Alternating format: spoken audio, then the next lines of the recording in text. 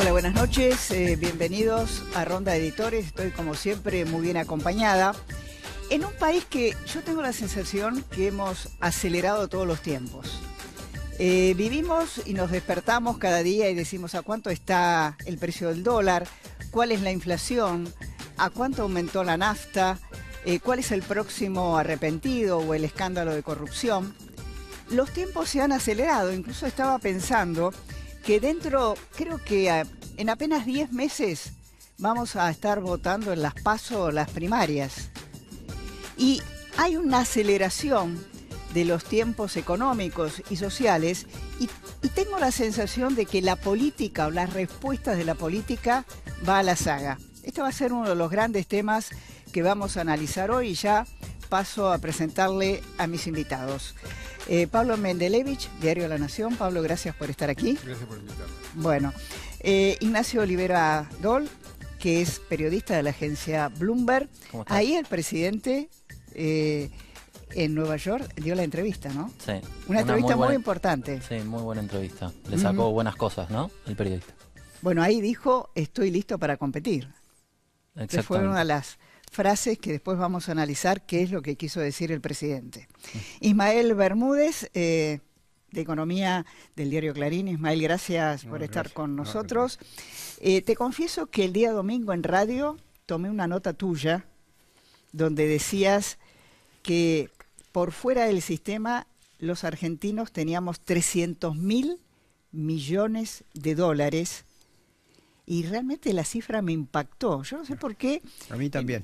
Te impactó, ¿no? Y lógico. Primero porque es una información del INDEC. O sea, es una información oficial. Y segundo porque marca un incremento. Creo que daba 46.000 millones de dólares más que un año atrás. Y eso tiene que ver con la fuga de capitales y con el hecho de que efectivamente, porque inclusive aquellos que blanquearon dinero que estaba en el exterior, lo dejaron en el exterior, o sea, técnicamente está fuera del sistema, no está acá dentro del país y dentro del sistema. Ahora, eso que falta de confianza, ¿no? El factor fundamental. Sí, sí, viene de muchos años. Viene de muchos años. Sí. Lo que llama la atención es que va incrementándose año tras año, y hoy si uno lo compara con el Producto Bruto Interno de la Argentina, o sea, con el valor del tamaño de la economía, y prácticamente debe estar en el 90% del PBI argentino, para que se vea la magnitud. Ahora, lo que es interesante allí es lo siguiente. La Argentina debe 300.000 millones. Ahora, ¿quién lo debe? Lo debe el Estado Nacional, las provincias y el Banco Central, digamos. Pero ese dinero no es público, es dinero básicamente privado. Sí. Entonces, ¿qué es lo que sucede? Una vez se dice, bueno, si yo tengo 300.000 y debo 300.000, estoy empatado. Pero no es así por el descalce que hay. Está claro, el Estado debe 300.000 millones entre deuda pública entre deuda interna y deuda externa pública, pero por otro lado, los argentinos tienen privadamente fuera del sistema, digo argentino, empresas, etcétera, tienen afuera esos 300.000 millones de dólares. Y bueno, es uno de los graves problemas que tiene la Argentina. Rosario Ayerdi, de Perfil, gracias Rosario por estar con nosotros, y Marcelo Sentil, que es prosecretario de redacción de Los Andes, de la provincia de Mendoza, encantado de recibirte. Muchas gracias. Contanos, Ignacio, ¿cómo debutó este nuevo sistema de banda cambiaria? ¿Debutó bien? ¿Debutó mal? Bueno, para el mercado fue un día positivo, más allá de las altas tasas que tuvo que pagar el Banco Central, pero era algo que estaba descontado, incluso en el mercado pensaban ya que podían ser muy superiores y que puede haberle faltado algo hoy.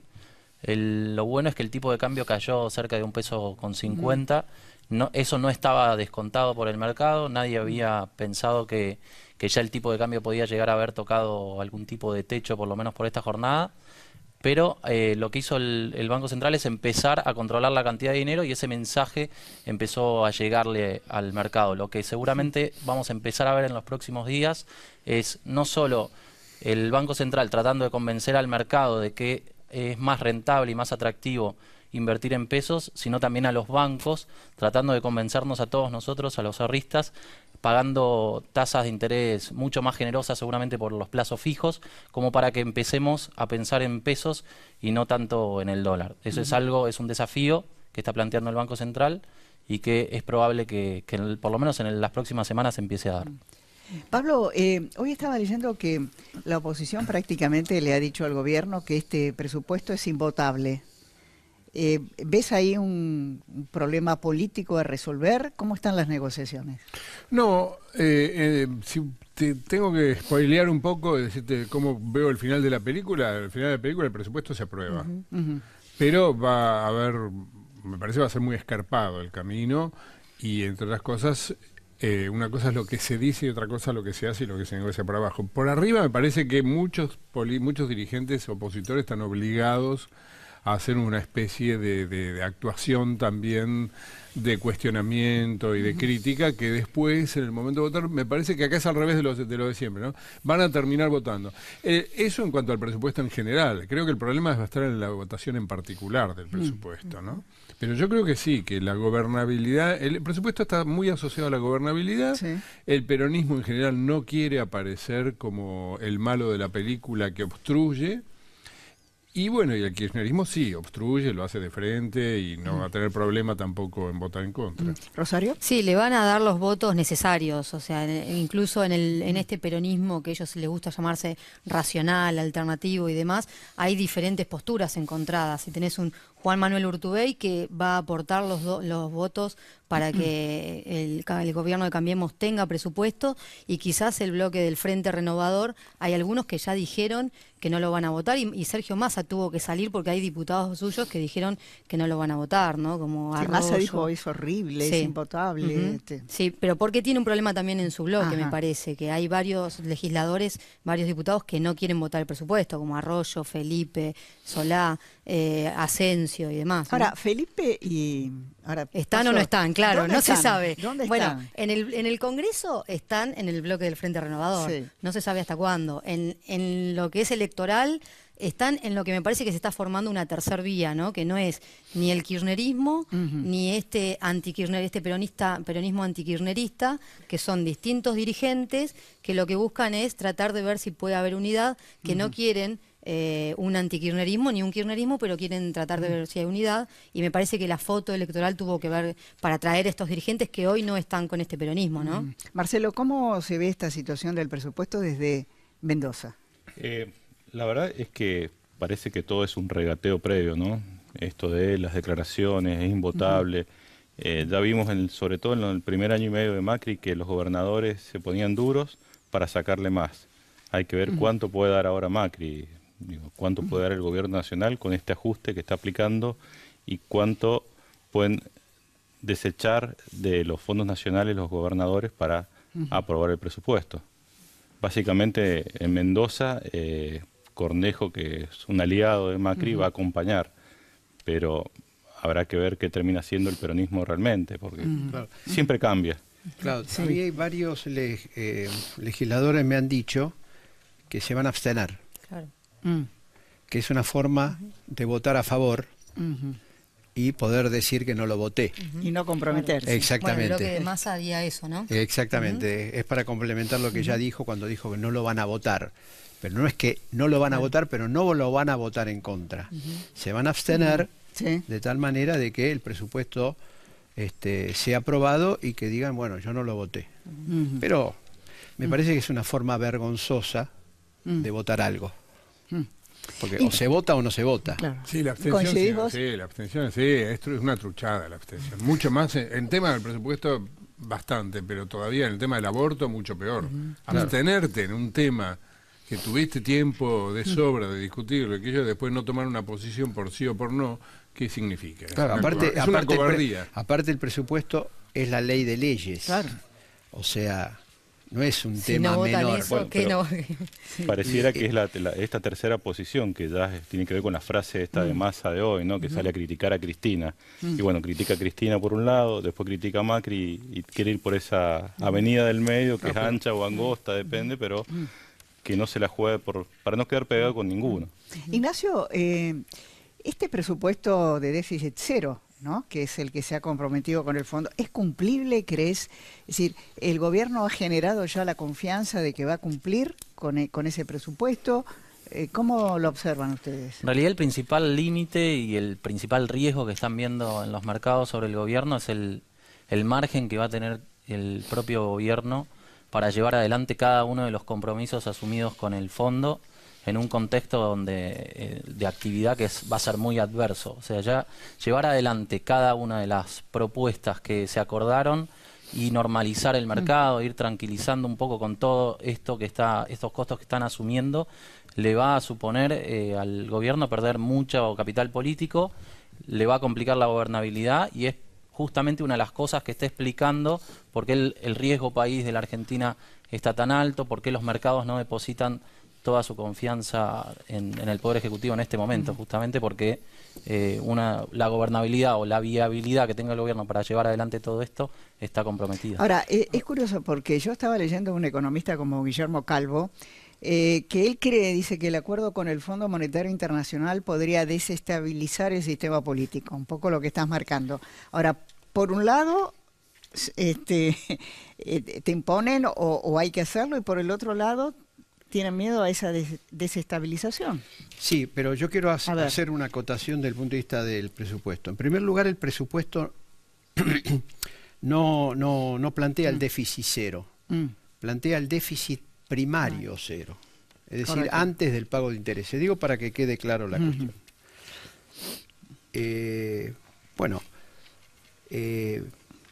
Hoy sale una nota muy importante porque analiza qué pasó en estos 8 meses con el gasto público. La fuente es ASAP. ASAP es una de las que mejor analiza el tema del presupuesto. Y entonces dice ASAP que el gasto público, descontando la inflación, baja 7,5%. O sea, hubo un ahorro fiscal como resultado de la caída descontada la inflación, que es lo que corresponde. Pero cuando añadimos el pago de intereses de la deuda, ese 7,5 baja a 2,2%. Quiere decir que el gasto público, después de los recortes de obra pública, después de los recortes, la suba de tarifas, recortes de salarios públicos, bueno, todo lo que sabemos en la materia, aún así, prácticamente hay una compensación entre el ahorro que está teniendo el Estado como resultado de esos recortes y el interés de la deuda. Los intereses de la deuda, 8 primeros meses, aumentaron 69%. Entonces, uno de los graves problemas que tiene hoy por hoy el presupuesto público es el peso de los intereses, que ha pasado a ser el segundo rubro en el gasto público. Primero es jubilaciones. Primero es el tema de prestaciones de seguridad social, segundo es intereses de la deuda. Ha desplazado a los otros rubros. Se paga más intereses de la deuda que, por ejemplo, los sueldos del Estado.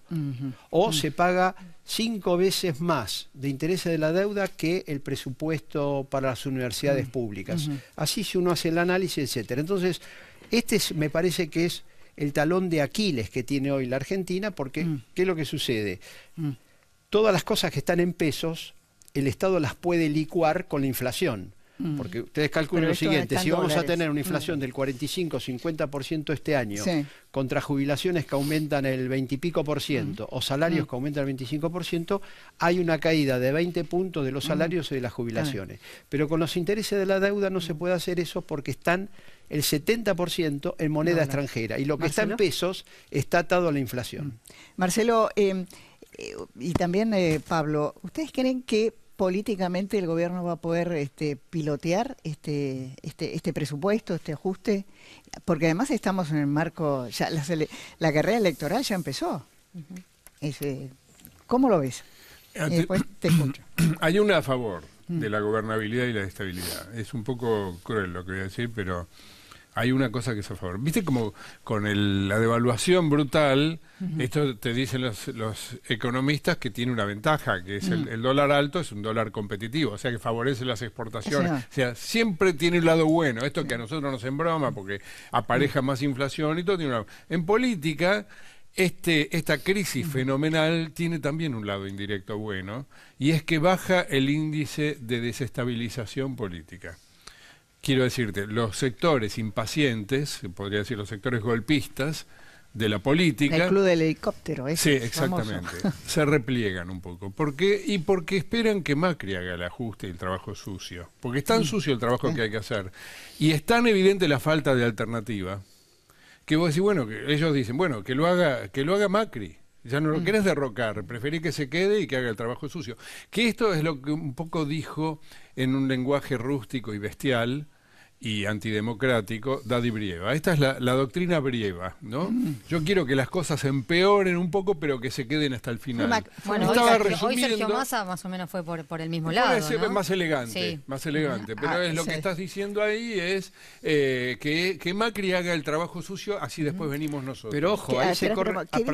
¿Qué dijo Massa? Dijo que este clima de caos y demás hace que ellos puedan hacer crecer la tercera alternativa. Me parece que Sergio Massa está pensando, por un lado, que Cristina vaya presa o que el gobierno se caiga para él poder asumir porque no tiene atributos propios o porque todavía la elección no le dio como para llegar de manera electoral, ¿no? Marcelo. Creo que la gobernabilidad está dada también por esto, ¿no? Por el peronismo dividido. Digo, mientras Cristina sea una opción o pueda presentarse como candidata y el resto del peronismo quiera separarse, eso le da fuerza al gobierno, digo. Si el peronismo se uniera, claramente me parece que estaría en otra situación el gobierno.